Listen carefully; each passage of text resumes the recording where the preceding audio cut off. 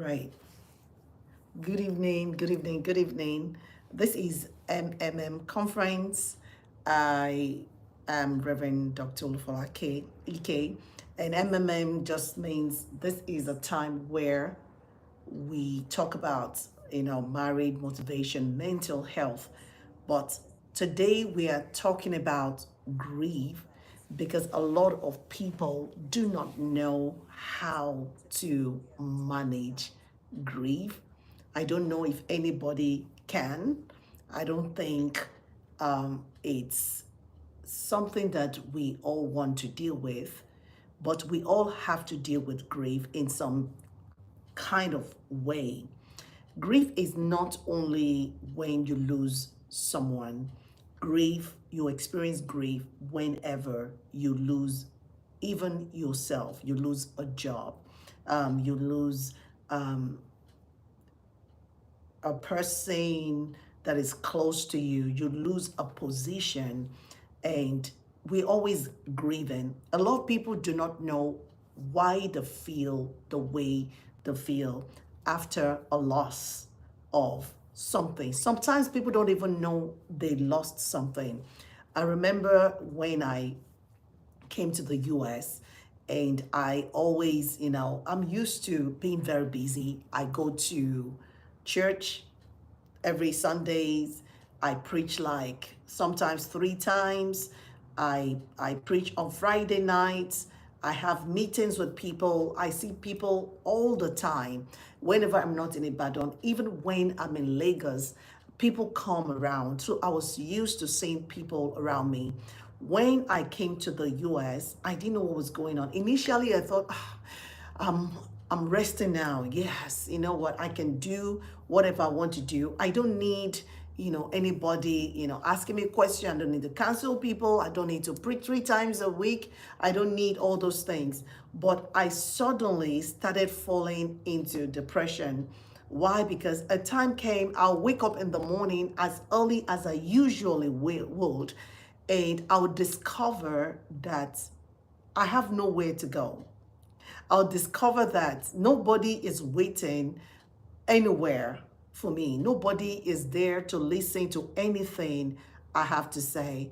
I suddenly discovered that I was reading the Bible, but I just needed to just understand it by myself, do it by myself, and that's it. It was later that I understood that something was going on, with me. I stopped being myself. I lost who I used to be. I was no longer the vibrant person. I was, smiling less. I was always getting upset. I was grieving, and I didn't know I was grieving. So it's not just when you lose people, you do lose people. Also, grief is not only when you have lost someone. Sometimes the thought of losing someone or losing a position or leaving a particular office, maybe you want to go from one company to another, you may start experiencing grief in your life. Why? Because you know that it's no longer going to be the same. And you suddenly start going through the stages of grief, which we're going to be talking about. Pastor Doka is here to help me out with this grief experience. But all I want to let you know is whenever you suddenly feel that you're about to lose something, or after you have lost something, your life is no longer the same. You will sometimes start living in denial. That is usually the first stage of grief. You start living in denial, and some people will say, what is denial? You may have difficulty accepting that a loss is real. I've seen people who stopped working in a particular place, and they keep driving to that place. They can't believe they're no longer there. I've seen people who lost a relationship, and every day they're texting the person, they're talking like nothing has happened. I've seen people lose people to death, and they keep laughing, they're enjoying themselves because they don't want to accept that this is happening to them. It is the first stage, the first level of grief where you don't want to accept it. And so you're still living your life like you haven't lost that position.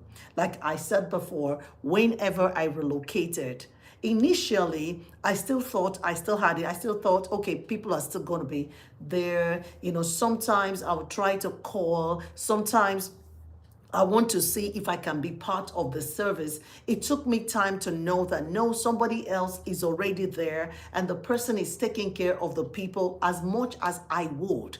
But it was hard. I kept thinking I was still part of that place. So it took me a long time to settle down. I had my bags always, packed. I used to travel back to Nigeria like, 3-4 times every year. It was difficult to accept my present, state, that I was no longer there and I needed to begin to live like that.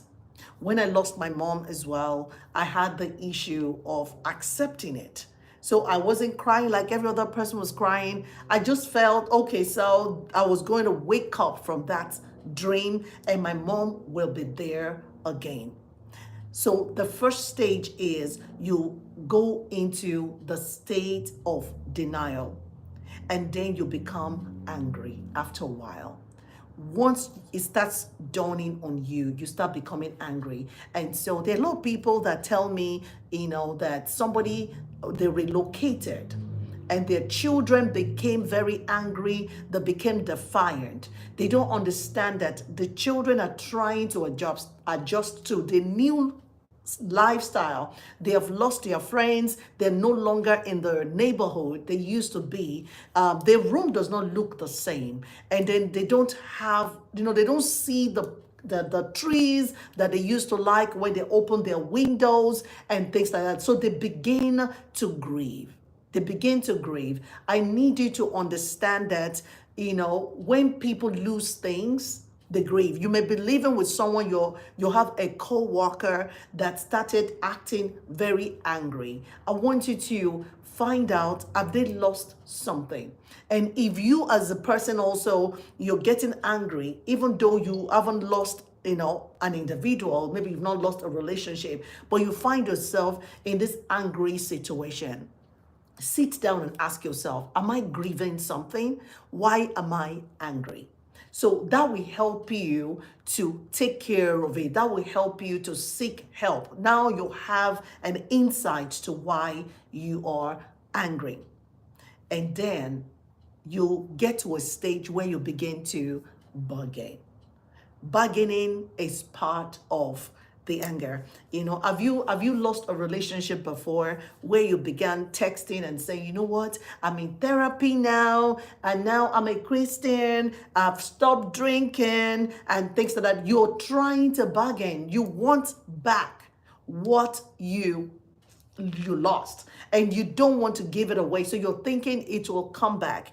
In terms of death, you start telling God, if not, you see, if you allow this person to return to me, this is what I'm going to do. These are all ways of bargaining. You may imagine reaching an agreement so you don't have to deal with a loss. You may also regret past actions that you imagine could have spared you from that loss.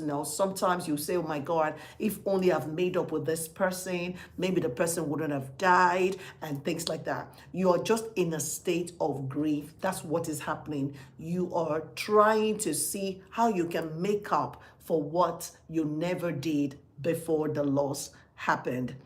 Like I told you before, it may not just be loss of someone. It can be loss of yourself, a loss of a job, a loss of a house, a loss of a relationship. Whatever makes you feel uncomfortable, whatever makes you feel like something is not normal. I've seen people go into a divorce.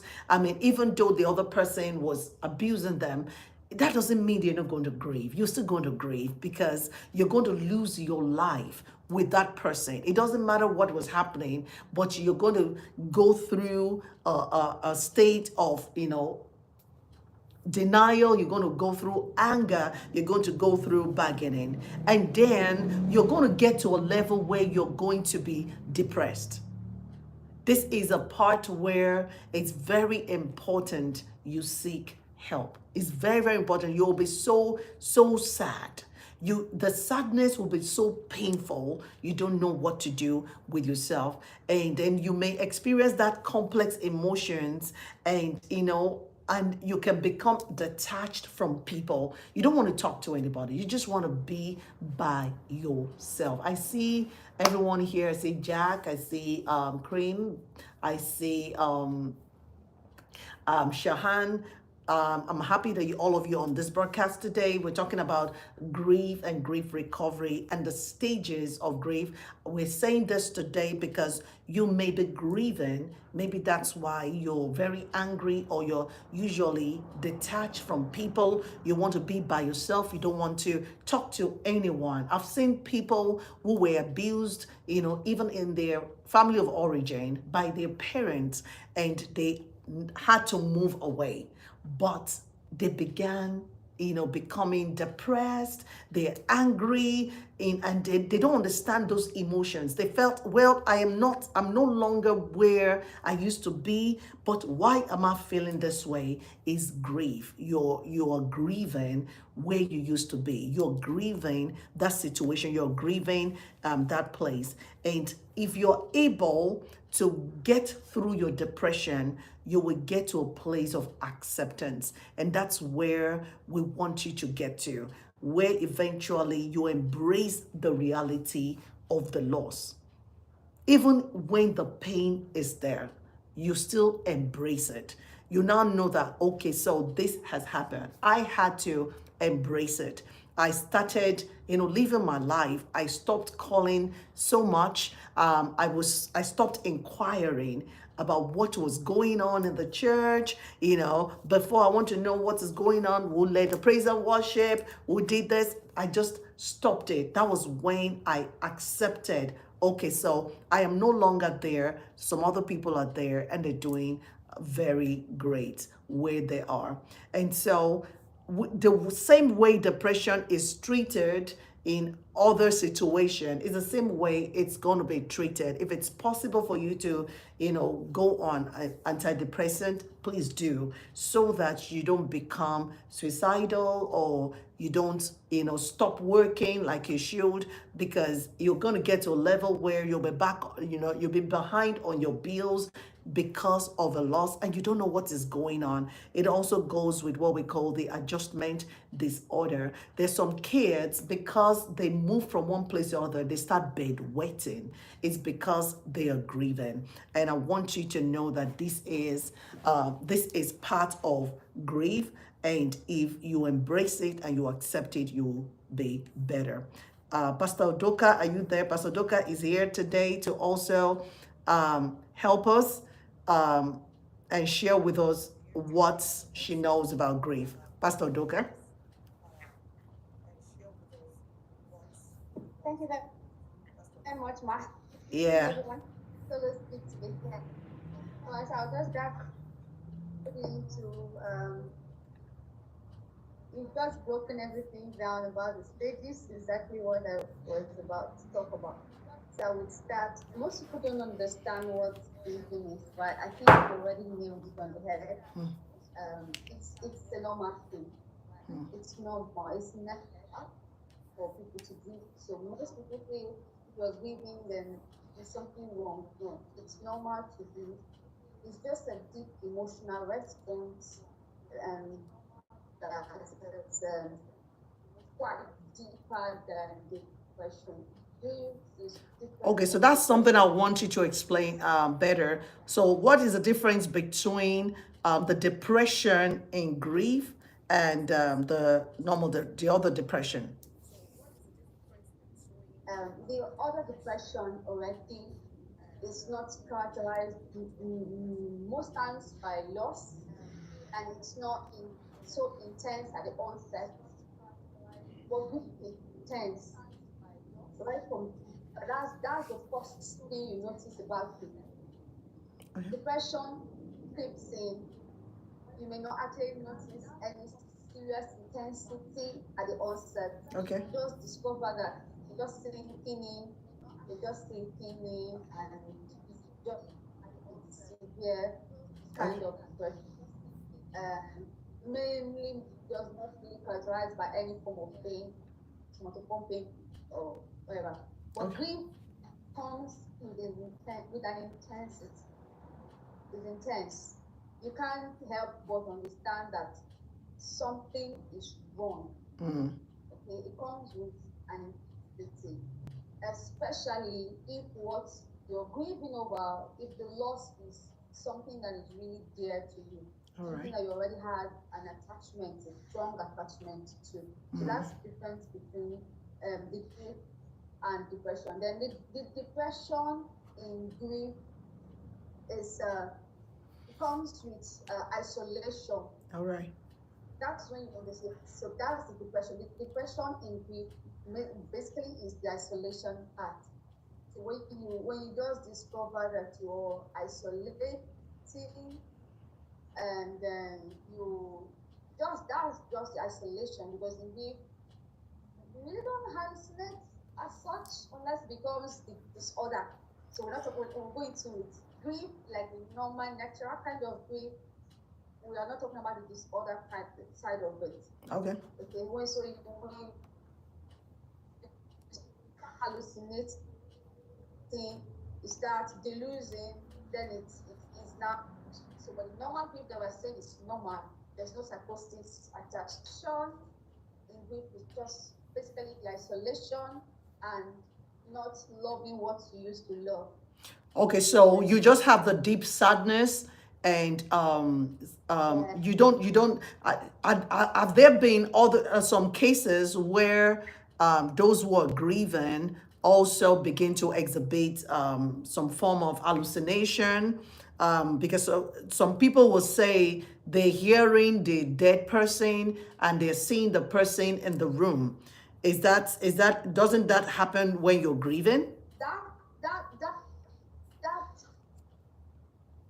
that that is when it's now a disorder. You can the grieving at the onset don't start with those hearing and then seeing. Okay. It comes with just like we said, it follows the pattern Of of the that. regular First depression. Mm-hmm. thinking, and then he thinks into the other before the person starts hearing. And for those who come up with psychosis immediately, then there is already an underlying mental health issue.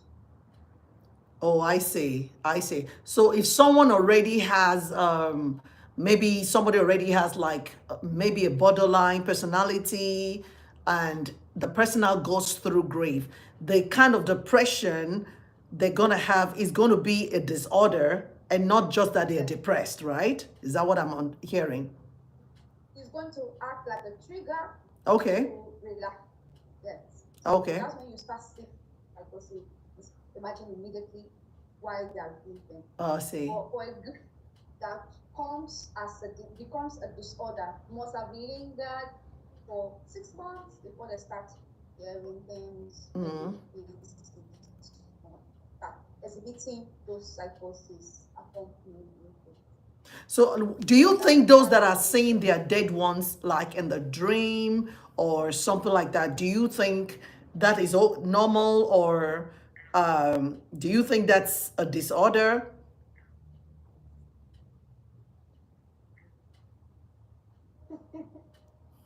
It's not normal.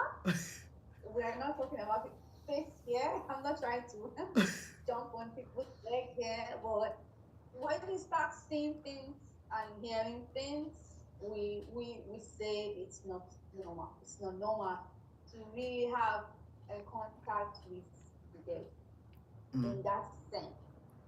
And most times, what they dream is actually like a flash memory Okay. of what they had maybe their experience, the time that they had. So it comes in the dream, comes like a flash memory. So because of the state, the mental state of that person, the emotional state, they perceive as like they are actually really seeing them. Why in the dream it's not like they are seeing them, it's just like a flash memory. It's like a flash memory. Okay, so what I'm hearing now is you're talking like as a psychologist. So, as a psychologist, you're saying it is not normal for them to be seeing the people and to be hearing them. That means that's delusion or that they're hallucinating as a psychologist. But based on faith, Yes. when you begin to see the dead here and there, Yes. you need deliverance prayers. Amen. Not normal. Okay. Okay, so what I'm hearing now is that the depressive disorder is different from the depression when you're grieving, except you already have an underlying issues, mental health issues, and then the loss now triggers it. Is that what I'm hearing? Yes. Yes. Okay. Exactly. Exactly. So that's why most times when you're trying to diagnose, they want you to be very careful so you don't mistake depression from grief. Okay. Okay. You may be seeing some symptoms in depression, reoccurring as in is being exhibited in grieving, but for someone who is actually careful and a very professional person will understand that it's not the same. Okay. Because you will see the symptoms coming, they are quite different. But if you're not experienced and you don't know, you would just say they are all the same. It's just like how do I explain? Normally, when you are diagnosing for depression, we have the normal blue mood. That the person is feeling blue or not in a mood to isolate, to relate, or is having issue with appetite or sleep. You can actually just call it a depressive disorder. It has to linger for a period of time consistently before you can actually say it's a clinical or depressive disorder. Okay. So So we all what if know somebody gets that there are depressed after losing someone and they get depressed for because there's certain people who will say they didn't mourn certain situation or they didn't mourn people and maybe they just keep on working and working and working so they can suppress the feeling of loss. And then maybe 2 3 years later they just lose interest in everything they're doing and they come to the therapist to say, well, I think it's because I didn't mourn those things and that's why I don't want to go to work anymore. I just find myself crying everywhere and every time. So how will you be able to differentiate if you'll be able to know if it's the depression as a result of grief, because the grief already, I mean, they already lost the person maybe a year or 2 years ago and they didn't go through all the stages. And all of a sudden they find themselves just crying and they don't want to work. How are you supposed to diagnose that? Is it the grief depression or depressive disorder? I think what people don't understand is that in these stages, a particular stage can actually um, last for a longer period of time before the onset of another stage. Okay, so the person may be living in disbelief and in denial for a very long time. period of time. A person may be angry for a long period of time. The person may be bargaining and trying to negotiate, asking the White House for a very long period of time before they come to the place of exhibiting the depressive symptom. Okay. Okay, so they didn't cry because they were living in, because if you're living in disbelief and denial, you may not experience or exhibit those emotions that shows your are crying or you're trying Mm-hmm. to hit your head, you're just, there's this stone-hearted, there's this lock of emotion, there's this, it didn't happen, and so you're not accepting it. And so if you're not accepting it, there's no how the openness to thinking will actually be seen. Okay, so the person is just living in disbelief or denial, angry, bargaining, negotiating for a period of time. And so when that passes, and you must, they must come to where they come into that depressive state. But people exhibit depression, as I said, in different ways. They may not cry, but they will isolate. They will no longer have pleasure doing most things that they used to do, especially when it reminds them of their love. So people actually experience or exhibit depressive symptoms by trying to stay away from things that will remind them of that loss. So isolation may not actually be the social isolation in totality, like you will find in depression, but they are just how do I call it? They are staying away from anything that will remind them of the loss. Okay. They stay away from places that they've been before. Some people will go there and cry, why some would not want to go there at all. So take me to somewhere, but I don't want to go to any places that will be. So if they were usually very sociable, going out, hanging out with a person, the depressive symptom of isolation is going to come that they will no longer have interest in hanging out anymore. So they will start staying away.